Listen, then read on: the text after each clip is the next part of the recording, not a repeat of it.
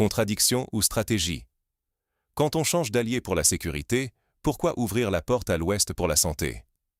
Le Burkina Faso, qui vient d'opérer un virage stratégique vers l'Est en matière de défense, surprend aujourd'hui en signant avec les États-Unis un accord sanitaire colossal, 5 ans, 147 millions de dollars à la clé, alors même que le pays s'engage parallèlement à investir 107 millions issus de ses propres caisses et lance une initiative présidentielle pour construire 55 nouveaux centres médicaux. À première vue, tout cela ressemble à une incohérence. Choisir un camp pour la sécurité, mais en adopter un autre pour la santé? Est-ce de l'indécision, un manque de cap, ou pire, de la dépendance masquée qui pourrait menacer la souveraineté nationale?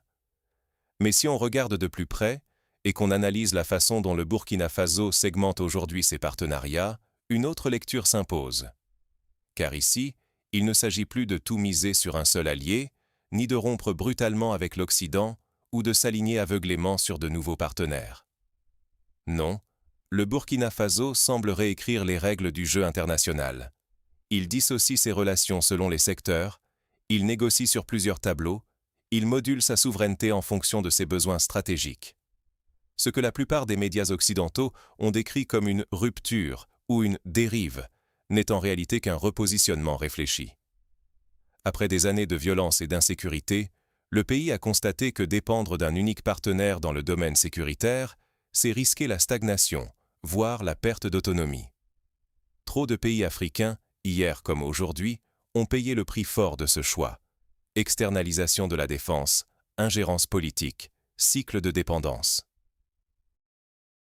En pivotant sa stratégie sécuritaire vers l'Est, le Burkina Faso cherche surtout à garder la main sur ses propres décisions, à ouvrir un nouvel espace de manœuvre au lieu de se laisser enfermer dans une logique de tutelle. Et voici ce qui est fascinant. Alors que les canaux sécuritaires se redéfinissent, la coopération sanitaire, elle, reste grande ouverte avec l'Ouest, sans bruit, sans confrontation. Plutôt qu'un choix binaire, rupture ou fidélité, on assiste à une segmentation méthodique. La sécurité se construit avec de nouveaux acteurs. La santé bénéficie toujours du savoir-faire et du financement américain. Ce n'est pas un accident, c'est une protection. Si une relation s'effrite dans un domaine, les autres restent fonctionnels. Si la tension monte sur le plan militaire, la coopération sanitaire, elle, peut continuer à sauver des vies et à renforcer la résilience du pays. Pourquoi cet accord de santé massif maintenant? Parce qu'un pays qui veut défendre sa souveraineté ne se contente pas de sécuriser ses frontières. Il doit aussi protéger la continuité de sa population. Un système de santé robuste, capable de surveiller et d'endiguer les épidémies, c'est aussi une arme stratégique. Dans une région où l'instabilité sécuritaire fragilise déjà les institutions, l'apparition d'une crise sanitaire incontrôlée serait un désastre. D'où les investissements ciblés, notamment les 12 millions de dollars dédiés à la surveillance des maladies et à la modernisation des laboratoires, car la capacité à prévenir les menaces invisibles, c'est aussi une forme de souveraineté. Alors, perte d'indépendance ou autonomie renforcée? Contradiction ou vision à long terme? Ce qui se joue ici n'est pas qu'une question de partenaire, mais la possibilité pour le Burkina Faso d'inventer un modèle de gouvernance, de refuser la dépendance totale et, peut-être, d'inspirer d'autres pays africains à faire de même. Pour comprendre comment cette stratégie s'est mise en place et ce qu'elle révèle sur l'évolution des rapports de force en Afrique, il faut revenir au contexte et décortiquer l'histoire récente des partenariats du Burkina Faso. Pourquoi ce recalibrage sécuritaire n'a rien d'anodin dans l'histoire africaine? Pour comprendre la portée du mouvement stratégique opéré par le Burkina Faso, il faut d'abord dépasser les interprétations simplistes relayées par certains médias occidentaux. Beaucoup y voient une rupture rebelle, le signe d'un pays qui tourne brusquement le dos à ses partenaires historiques pour s'en remettre à d'autres acteurs, principalement orientaux. Mais cette lecture manque l'essentiel. Le Burkina Faso ne cherche pas la rupture, il cherche la marge de manœuvre. Dans une région sahélienne marquée depuis des années par une insécurité chronique, où les modèles traditionnels de coopération n'ont pas permis d'inverser la spirale de la violence, il devient urgent de repenser l'architecture des alliances. Historiquement, la plupart des États africains ont été pris dans un cycle de dépendance, particulièrement dans le domaine sécuritaire. L'arrivée d'acteurs extérieurs, militaires, diplomatiques ou économiques, c'est souvent accompagné d'une perte progressive d'autonomie stratégique. Quand la sécurité d'un pays repose majoritairement sur l'appui d'un seul partenaire, chaque changement de cap à l'international se répercute sur la stabilité nationale. C'est un jeu risqué. À force de dépendre, on en vient à négocier sa souveraineté au jour le jour. Or, ce que le Burkina Faso tente aujourd'hui, c'est justement de remettre ce jeu en question. Le recentrage vers l'Est, notamment en matière de sécurité, n'est donc pas une réaction impulsive ou un simple effet de mode diplomatique. C'est une tentative réfléchie de redéfinir les règles, reprendre le contrôle de ses choix en dissociant les partenariats par secteur d'activité. Ici, la sécurité devient un domaine à part entière, négocié indépendamment du reste. Cette logique de segmentation sectorielle s'éloigne de la vision unidimensionnelle où un seul acteur domine l'ensemble des politiques nationales. Désormais, le Burkina Faso veut pouvoir pivoter en matière de sécurité sans pour autant se couper des autres sphères de coopération. Mais ce choix n'est pas sans risque. En basculant une partie de ses partenariats sécuritaires vers de nouveaux acteurs, le pays s'expose à deux dangers. D'un côté, celui de perdre le contrôle sur ses propres outils de défense, en remplaçant une dépendance par une autre. De l'autre, le risque d'isolement sur la scène internationale, en suscitant la méfiance ou la réticence de ses anciens alliés. Pourtant, c'est dans cette zone de tension que réside toute l'innovation du modèle burkinabé. L'objectif n'est pas de s'enfermer, mais d'éviter que la sécurité nationale ne soit plus jamais un levier externe de pression ou de négociation. Ce recentrage vise donc à restaurer une latitude politique, à offrir au pays la possibilité de choisir ses alliés selon ses intérêts propres, et non ceux dictés par la géopolitique des grandes puissances. C'est aussi une manière d'adresser les échecs des cadres traditionnels, qui n'ont pas su garantir une sécurité durable au Sahel. L'idée n'est pas d'imiter, mais d'inventer. De bâtir une souveraineté modulaire, où chaque secteur, sécurité, santé, infrastructure, est négocié selon une logique autonome. Cela permet au Burkina Faso de préserver une souplesse stratégique. Si un domaine devient source de tension, les autres continuent à fonctionner, maintenant l'équilibre national. Pour l'audience, l'enjeu est clair. Il ne s'agit plus simplement d'observer les mouvements d'alliance, mais de comprendre comment une gestion intelligente et segmentée des partenariats peut devenir un véritable rempart contre la perte d'indépendance. Ce n'est pas seulement une stratégie de survie dans un contexte international incertain, c'est la construction d'un nouveau modèle de gouvernance africaine capable d'inspirer d'autres États confrontés aux mêmes défis. Mais ce pivot n'a pas été total. Regardons de plus près la logique sectorielle qui se dessine. Et si le vrai pouvoir était dans la capacité à compartimenter? C'est précisément ce que le Burkina Faso nous montre aujourd'hui, en opérant une séparation claire entre ses partenariats sécuritaires et sanitaires. Contrairement à ce que certains observateurs pourraient penser, il ne s'agit pas d'un choix paradoxal, ni d'une incohérence dans la politique étrangère du pays. C'est une stratégie, mûrement réfléchie, qui consiste à isoler chaque secteur pour mieux en maîtriser les leviers et éviter toute forme de dépendance unilatérale. Prenons l'exemple de la santé. Alors même que le Burkina Faso s'oriente vers de nouveaux partenaires pour sa sécurité, en regardant désormais vers l'Est, notamment, il poursuit une coopération sanitaire conséquente avec les États-Unis. Mais attention, ici, la santé et la sécurité sont deux mondes séparés. Les protocoles, les négociations, les logiques d'intérêt, tout est compartimenté. Résultat, les pressions ou les désaccords dans un domaine ne menacent pas automatiquement les acquis dans l'autre.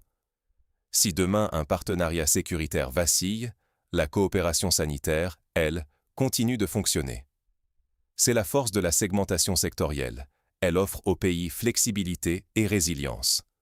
Regardons les chiffres. Sur l'accord de santé en cours, le Burkina Faso s'engage à hauteur de 107 millions de dollars de fonds propres, pour un potentiel de 147 millions de dollars de contributions américaines. Ce n'est pas rien. Ce cofinancement traduit une évolution majeure. On ne se contente plus d'attendre les chèques venus de l'étranger. Le pays affirme sa volonté d'investir massivement dans la santé, de prendre le volant, de tracer sa propre feuille de route. L'aide extérieure n'est plus là pour dicter le tempo ou fixer les priorités. Elle vient renforcer des initiatives nationales, portées par l'État lui-même. C'est exactement ce que révèle l'initiative présidentielle pour la santé, avec la construction prévue de 55 centres médicaux à travers le pays. Cette expansion, pilotée localement, prouve que le Burkina Faso ne met pas tous ses œufs dans le même panier. Les nouveaux centres, souvent implantés dans des régions rurales peu desservies, incarnent la présence concrète de l'État au quotidien, bien au-delà des grandes villes. Ce n'est pas juste une politique, c'est un lien de confiance, un symbole de continuité nationale face aux crises épidémiques et aux défis institutionnels. Mais attention, cette stratégie n'est pas sans risque. Si l'État ne parvient pas à financer sa part, le danger d'une dépendance financière réapparaît. À l'inverse, si la coopération extérieure est refusée ou rompue, c'est le risque d'isolement, une fermeture qui pourrait affaiblir les acquis. C'est donc un jeu d'équilibre exigeant. Il faut savoir négocier, financer et surtout, ne pas laisser un secteur contaminer l'autre. En segmentant ses partenariats, le Burkina Faso impose une nouvelle lecture des rapports de force. Ici, la coopération n'est pas synonyme de soumission, mais d'équilibre d'intérêts. La santé devient le vecteur d'une souveraineté renforcée, indépendante des jeux militaires ou géopolitiques, tout en rappelant que la souveraineté, ce n'est pas renoncer à l'aide, mais choisir comment, où et avec qui on la construit. Alors, face à cette stratégie de modularité, la grande question se pose. Le modèle burkinabé peut-il inspirer durablement le reste du continent africain? C'est ce que nous allons explorer ensemble, tout de suite. 55 centres médicaux, c'est plus qu'un chiffre, c'est un message politique. Quand le Burkina Faso inaugure ses infrastructures à travers le pays, il ne s'agit pas seulement d'améliorer la santé publique. C'est une déclaration d'indépendance, un acte concret qui affirme la capacité de l'État à se déployer sur l'ensemble du territoire, à répondre aux besoins de sa population. Et surtout, à renforcer sa légitimité face à l'intérieur comme à l'extérieur. Regardez-y de plus près. Chaque laboratoire, chaque clinique, chaque système de surveillance sanitaire installé, ce n'est pas juste un service public supplémentaire. Ce sont de nouveaux leviers stratégiques. Dans un contexte où la sécurité et la santé sont de plus en plus imbriquées, contrôler ses propres infrastructures, c'est maîtriser les données, anticiper les crises et limiter la vulnérabilité aux pressions extérieures. Ces outils deviennent des atouts, pas seulement pour sauver des vies, mais aussi pour protéger la souveraineté nationale. Mais ce qui change vraiment la donne, c'est le financement. Au lieu de s'en remettre à un bailleur unique, le Burkina Faso choisit la cofinance. L'État investit massivement dans ses propres centres, tout en ouvrant la porte à la coopération ciblée avec, par exemple, les États-Unis sur le secteur sanitaire. Qu'est-ce que cela implique? D'abord, que l'argent venu de l'extérieur ne dicte plus systématiquement la feuille de route du pays. Les partenaires sont invités, mais ce sont les priorités nationales qui tracent la trajectoire. Ce déplacement du centre de gravité, ce choix de financer avant de demander de l'aide, c'est ce qui inverse l'asymétrie habituelle des relations internationales. Et ce découpage sectoriel, cette compartimentation des partenariats, c'est une forme d'isolation stratégique. Pourquoi? Parce que si, un jour, une puissance tente de faire pression via l'aide à la santé ou la sécurité, cette influence ne s'étendra pas automatiquement aux autres secteurs. La santé reste la santé, la sécurité reste la sécurité, l'infrastructure reste l'infrastructure. Par cette séparation, le Burkina Faso se protège contre l'effet domino des pressions externes.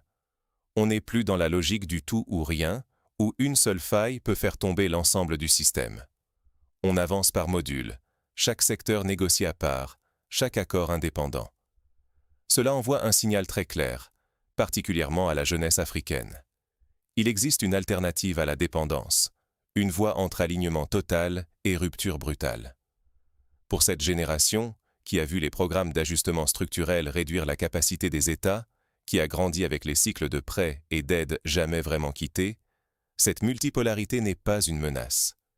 C'est une opportunité. Elle offre la possibilité de choisir, de composer, d'avoir plusieurs cordes à son arc, plutôt que de remettre tout son avenir entre les mains d'un seul acteur international. Les enjeux sont immenses.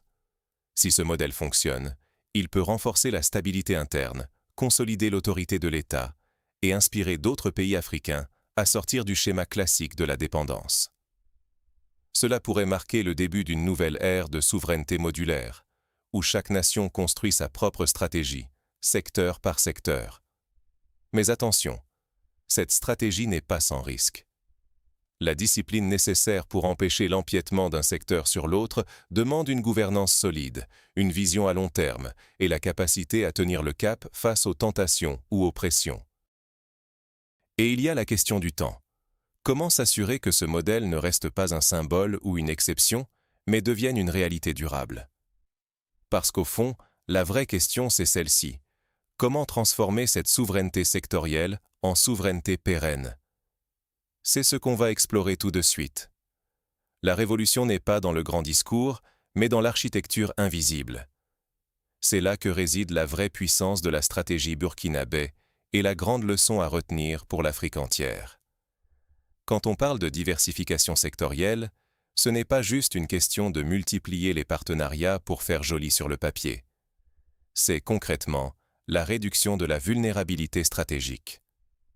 Quand la santé, la sécurité et les infrastructures du pays sont négociées séparément, à travers des canaux distincts, on se protège des chocs.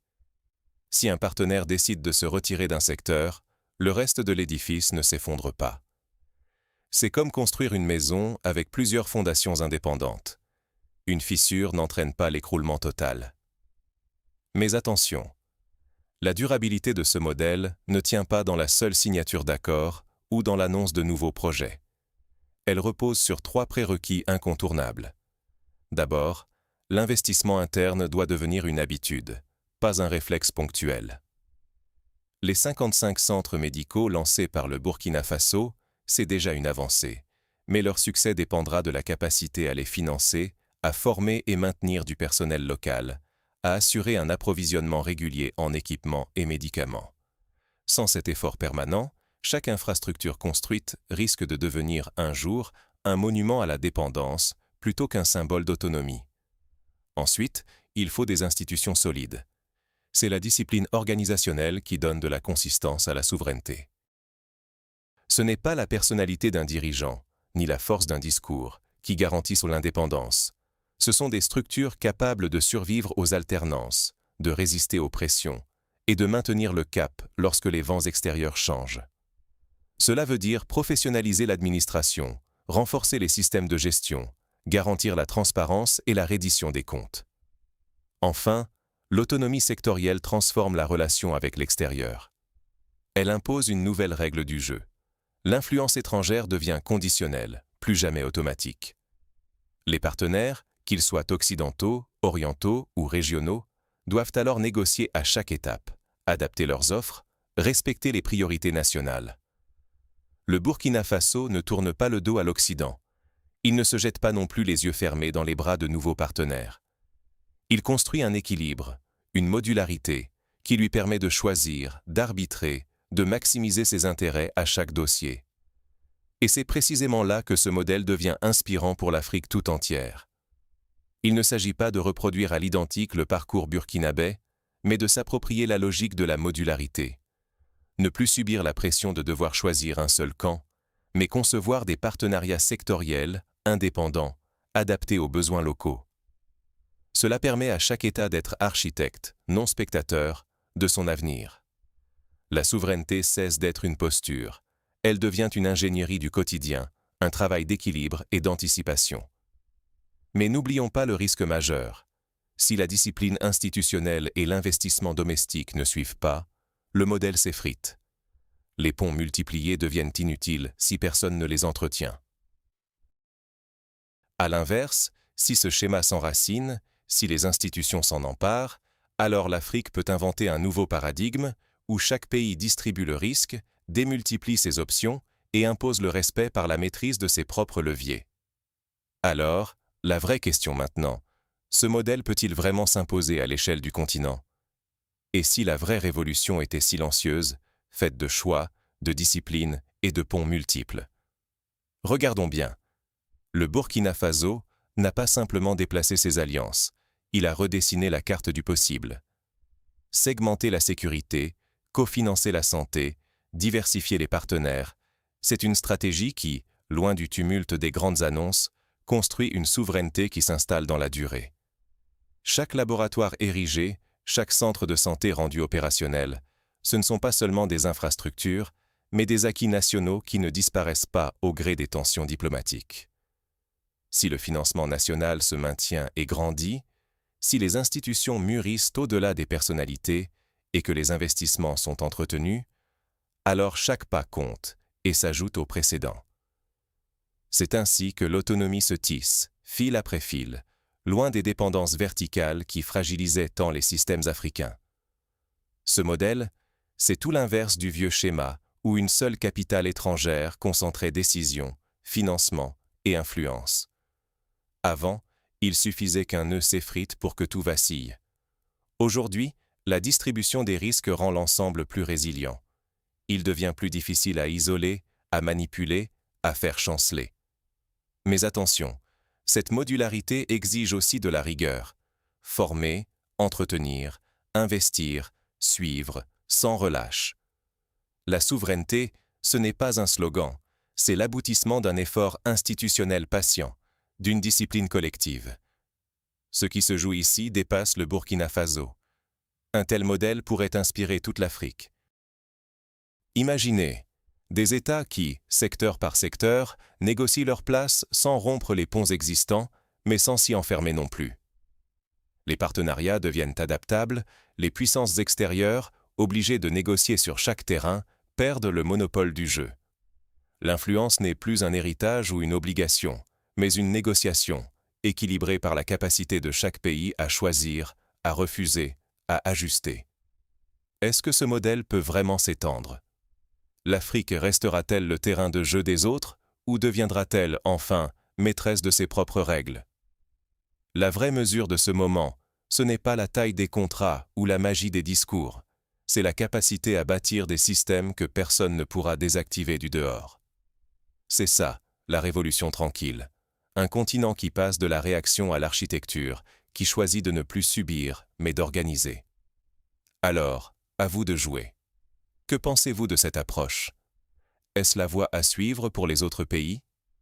Partagez vos réflexions en commentaire, abonnez-vous pour d'autres analyses inédites, et surtout, restons curieux, critiques et engagés pour comprendre ensemble comment l'Afrique, loin des projecteurs, change vraiment les règles du jeu. Merci d'avoir suivi cette vidéo et à très vite pour une nouvelle exploration.